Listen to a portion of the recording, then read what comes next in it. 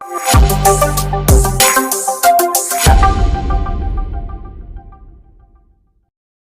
Mass മോട്ടോഴ്സിൽ നിന്നാണ്. Honda Activa 3G വണ്ടി starting complaint ആയിട്ടാണ് വന്നേക്കണം. നമ്മൾ വണ്ടി എടുത്തുകൊണ്ട് നേർന്നതാണ് വർക്ക് ചെയ്യാനായിട്ട്. അപ്പോൾ നമ്മൾ നോക്കുമ്പോൾ സ്റ്റാർട്ടായിട്ട് വണ്ടി മൂവ് ചെയ്യാനായിട്ടൊരു ചെറിയ ബുദ്ധിമുട്ട് കാണിക്കുന്നുണ്ട്. അതായത് രാവിലെ കുറേ നേരമൊക്കെ വെച്ചിട്ട് വണ്ടി എടുത്തിട്ട് സ്റ്റാർട്ട് ചെയ്ത് കഴിഞ്ഞാൽ പിന്നെ പെട്രോൾ കിട്ടാത്ത പോലെ ഒരു ഫീലാണ് വണ്ടിക്ക്. വണ്ടി നമ്മൾ കുറേ റേസ് ചെയ്താലൊക്കെ അല്ലെങ്കിൽ ചൂടായാലൊക്കെയാണ് കറക്റ്റായിട്ടുള്ള സ്മൂത്ത് റണ്ണിങ്ങിലേക്ക് വരാം. ആ ഒരു കംപ്ലൈൻറ്റാണ് മെയിനായിട്ട് നമുക്ക് തോന്നിയായിരുന്നത്. അല്ലാണ്ട് സെൽഫ് അടിക്കുമ്പോൾ നമുക്ക് വേറെ പ്രശ്നങ്ങൾ, സെൽഫിൻ്റെ പ്രശ്നമല്ല നമുക്ക് വണ്ടിക്ക് കേട്ടോ. അപ്പോൾ അതിൻ്റെ കംപ്ലയിൻ്റ് എന്ന് പറഞ്ഞാൽ നമുക്ക് ഈ പെട്രോളിൻ്റെ റിലേറ്റഡ് ആയിട്ടുള്ള പ്രശ്നമാണ്. അപ്പോൾ നമുക്ക് അതിൻ്റെ ചെയ്യാനായിട്ട് നമുക്ക് അതിൻ്റെ കാർബറേറ്റർ എനിക്ക് തന്നെ ഇടയ്ക്ക് എവിടെയോ അഴിച്ച് ക്ലീൻ ചെയ്തായിരുന്നതാണ്. പക്ഷേ അതിനകത്ത് നമുക്കത് ഈ സ്ലോ ജെറ്റൊക്കെ ബ്ലോക്കാണ്. സ്ലോ ജെറ്റ് നമുക്ക് മാറ്റിയിടണം. അതേപോലെ തന്നെ ഈ വന്ന ഫ്ലോട്ട് വാൽവ് എന്ന് പറയുന്ന ഈ യൂണിറ്റും കൂടി നമുക്ക് മാറ്റണം കേട്ടോ. ഈ രണ്ട് ഐറ്റം നമുക്ക് മാറ്റിയിടണം. അതായത് പെട്രോളുമായി റിലേറ്റഡ് ആയിട്ടുള്ള കംപ്ലയിൻ്റാണ് നമ്മുടെ വണ്ടിയുടെ പ്രോബ്ലം നിലവിൽ.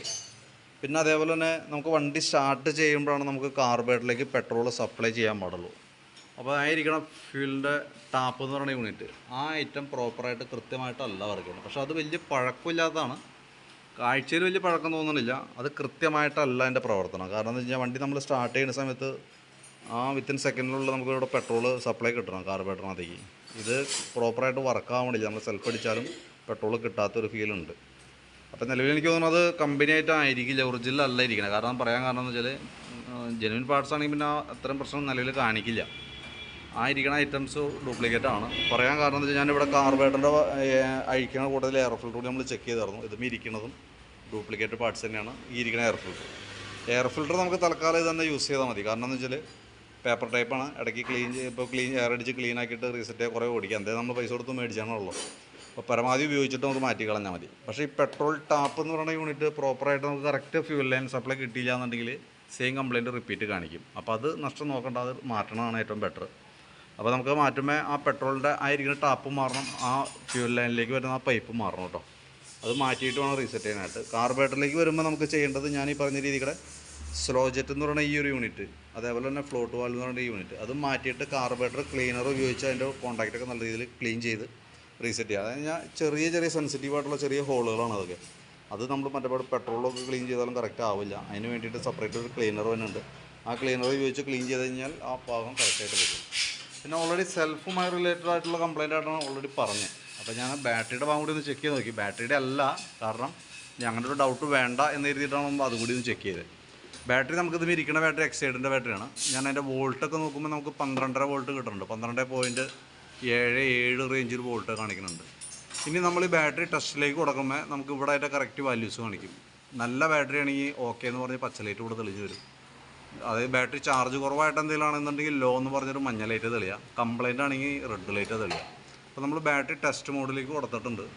ടെസ്റ്റ് മോഡിലേക്ക് കൊടുക്കുമ്പോൾ നമുക്ക് ഇതിനകത്ത് ഓക്കെ ആയിട്ടാണ് കാണിക്കുന്നത്, ബാറ്ററിയുടെ അല്ല കംപ്ലൈൻറ്റ് കേട്ടോ.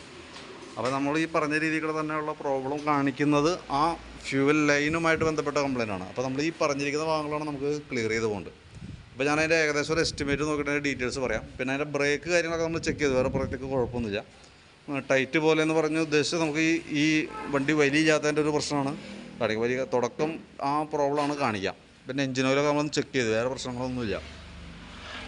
അപ്പോൾ നമ്മളിത് ക്ലിയർ ചെയ്താലും നമ്മൾ ശ്രദ്ധിക്കേണ്ട കേസ്, കൂടുതൽ നേരം ഇരുന്നിട്ട് എടുക്കുമേ, അതായത് രാവിലെ അല്ലെങ്കിൽ ഇപ്പോൾ രാവിലെ കൊണ്ടുവന്ന് വെച്ചിട്ട് വൈകിട്ടായാലും, വൈകിട്ട് വെച്ച് രാത്രി നേരം എടുക്കുമ്പോഴായാലും നമ്മളത് ഈ ചോക്ക് വലിക്കണം. ചോക്ക് വലിച്ചിട്ട് വേണം വണ്ടി സ്റ്റാർട്ട് ചെയ്യാനായിട്ട്. ചോക്ക് അപ്ലൈ ചെയ്യുമ്പോൾ വണ്ടി പെട്ടെന്ന് സ്റ്റാർട്ടാവും. ഒന്ന് റേസ് ചെയ്ത് കഴിയുമ്പോൾ താഴേക്ക് വെച്ചോണം. അതാണ് ശരിക്കും അതിൻ്റെ ഫംഗ്ഷൻ കേട്ടോ. അങ്ങനെയാണ് നമ്മൾ ഉപയോഗിക്കേണ്ടത്. അതിപ്പോൾ രാവിലെ ആയാലും ശരി, ഇപ്പോൾ കാലത്ത് കൊണ്ടുവന്ന് ഇപ്പോൾ എവിടെയെങ്കിലും ജോലിക്ക് കൊണ്ടുപോയിട്ട് വെച്ചിട്ട് വൈകിട്ട് എടുത്താലും സെയിം എഞ്ചിൻ അതേ കൂളിങ്ങിലേക്ക് പോയിട്ടുണ്ടാവും.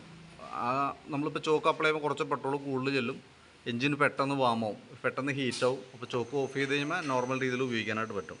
അപ്പോൾ ആ ഒരു പ്രോബ്ലം നിലവിലുണ്ടാവും കേട്ടോ. അത് കംപ്ലൈൻ്റ് അല്ല, അത് ശരിക്കും അതാണ് അതിൻ്റെ ഫംഗ്ഷൻ. അങ്ങനെയാണ് നമ്മൾ ചെയ്യേണ്ടത് കേട്ടോ. അപ്പോൾ അതല്ലാതെ നമ്മൾ ഫുൾ ടച്ച് ആകുമ്പോഴത്തേക്ക് സ്റ്റാർട്ട് ചെയ്യുന്ന രീതിയിലേക്ക് വയ്ക്കുമ്പോൾ നമുക്ക് മൈലേജൊക്കെ ഒരുപാട് ഷോട്ട് പോകും. കാരണം പെട്രോളിൻ്റെ അളവ് കൂട്ടി വയ്ക്കണം. ചോക്ക് ഉപയോഗിക്കുമ്പോൾ ഉപയോഗിക്കുന്ന സമയത്ത് മാത്രമാണ് പെട്രോൾ കൂടുതൽ ചെല്ലുള്ളൂ. ഓഫ് ചെയ്യുമ്പോൾ പെട്രോൾ കൂടുതൽ പോയിക്കൊണ്ടിരിക്കുന്ന പെട്രോൾ അവിടെ കട്ട് ഓഫ് ആയിക്കോളും. അതിനാണ് ചോക്ക് ഉപയോഗിക്കാൻ പറയേണ്ട കേസ്. അപ്പോൾ ആ ഒരു പ്രോബ്ലം നിലവിലുണ്ടാവും. നമ്മളിപ്പോൾ ചെയ്തു എന്ന് കരുതിയിട്ട് രാവിലെയും വൈകിട്ടും അടിക്കുന്ന സമയത്ത് നമ്മൾ ചോക്ക് ഉപയോഗിച്ചിട്ട് വേണം സ്റ്റാർട്ട് ചെയ്യാനായിട്ട്. അത് പ്രത്യേകം ശ്രദ്ധിച്ചോണം കേട്ടോ. ബാക്കിയത്തെ പ്രോബ്ലം നമുക്ക് ഇതുമ്പോൾ ഇത്ര കേസ് ചെയ്ത് കഴിയുമ്പോൾ നമുക്ക് റെഡി ആയിക്കോളും.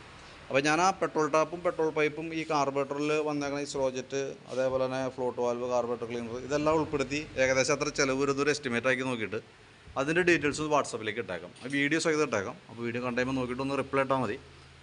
വണ്ടി എന്തായാലും നമുക്കൊരു ഉച്ചയാകുമ്പോഴത്തേക്ക് കംപ്ലീറ്റ് ആവും. ഒരു 2 മണി 3 മണിയൊക്കെ ആവും തീരുമ്പോഴത്തേക്ക് കേട്ടോ. അപ്പോൾ ഞാനത് കഴിഞ്ഞാൽ വിളിക്കാം, എന്തായാലും നോക്കിയിട്ടൊന്ന് റിപ്ലൈ ഇട്ടാൽ മതി. ഓക്കെ. അപ്പോൾ നമുക്ക് വർക്കൊന്ന് കംപ്ലീറ്റ് ചെയ്തതിന് ശേഷം വൈകിട്ടാണെന്നുണ്ടെങ്കിൽ നമുക്കതൊന്ന് ഒന്നുകൂടി ടെസ്റ്റ് ചെയ്ത് നോക്കാനുള്ളൊരു ചാൻസ് കൂടി ഉണ്ട്. അപ്പോൾ അതുകൊണ്ട് വെച്ചിട്ട് നോക്കിയിട്ടൊക്കെ വൈകിട്ട് തരാം എന്തായാലും. ഓക്കെ. അപ്പോൾ ഡീറ്റെയിൽസ് വാട്സാപ്പിലേക്ക് ഒന്ന് ഷെയർ ചെയ്തേക്കാം. വീഡിയോ കണ്ടുകഴിയുമ്പോൾ ഒന്ന് റിപ്ലൈ ഇട്ടാൽ കേട്ടോ.